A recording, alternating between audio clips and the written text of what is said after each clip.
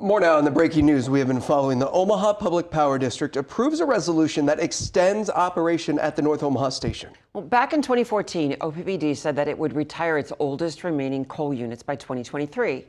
In 2022, they delayed closing the coal plants until 2026. And now for a second time, the closure of the plant will be delayed again. KETV News Watch 7's Pete Cudahy was at that meeting tonight. He is in the newsroom with more details. Pete? Yeah, Bill, Julie, it was a tense meeting as the Omaha Public Power District's board announced that for the first time, it would not be possible to fulfill its promise to close the plants by 2026. Those from the public voiced their frustrations and call for transparency from the power district. Community members gathered hoping their voices would convince the board that they would be able to follow through with their original plan to close both of those Omaha coal plants.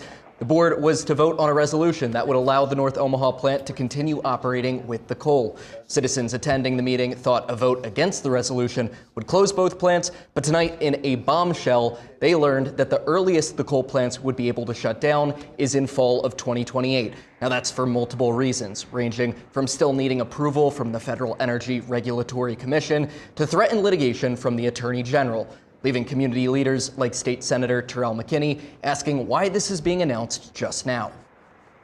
How do we go from transitioning by 2026 to getting to 2032 and beyond?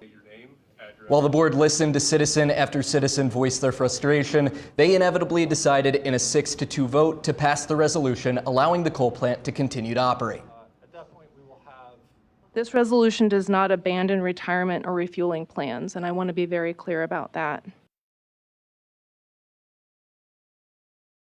Primarily, this means that units 1, 2, and 3 at the plant will still primarily run on natural gas, while units 4 and 5 on coal. OPPD says those units are below 50% of federal emission limits. It also says it's reduced carbon emissions by 40% since 2013.